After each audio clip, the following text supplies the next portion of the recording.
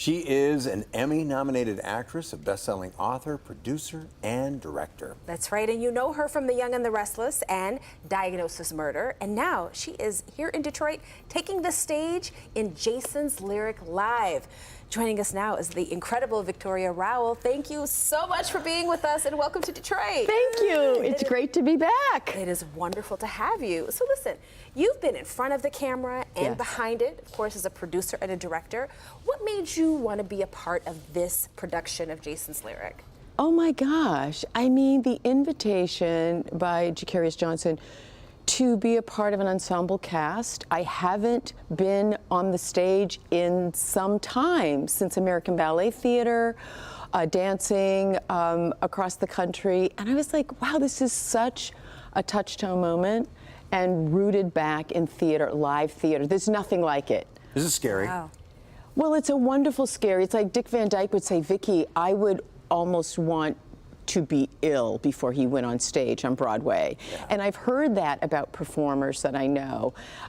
It's a wonderful scary. There's nothing like the engagement of audience, live theater. And so Jason's Lyric is, I mean, I'm working with Alan Payne and Eva Marcel and Tyron Turner and so many others, Larry Jacobs. It's just been extraordinary. And I get to dance.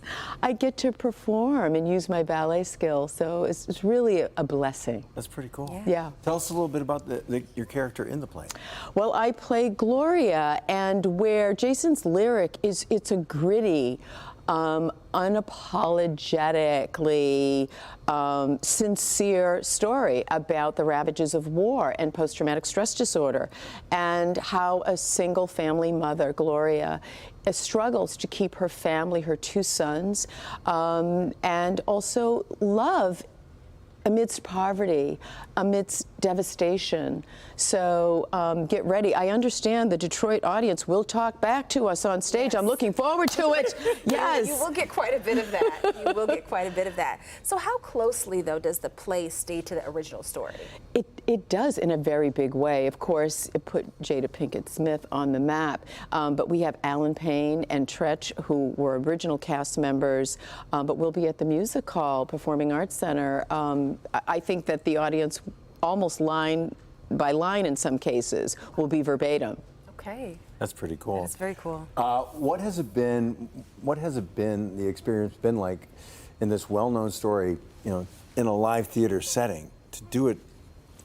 It's so organic. Yeah. I mean, the audience, and I have to say my soap opera supporters and viewers have been coming out, and thank you so much. They love you. To them, big kiss. Yeah. It's been a blessing. The audience feels in this visceral moment that they are part of the movie, part of the original Bobby Smith Jr. script, and they are participants in the process, obviously, because they're in the theater.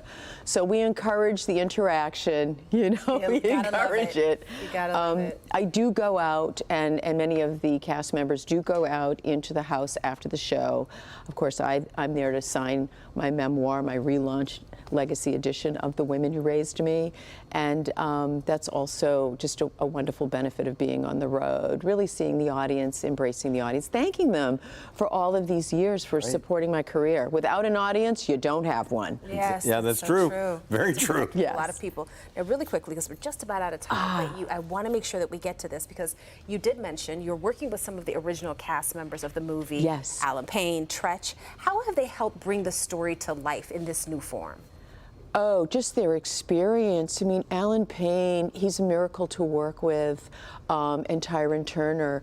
They bring that anchor, that anchor of the original script to the forefront in the play. I mean, the performances are profound, and I mean, it's emotional.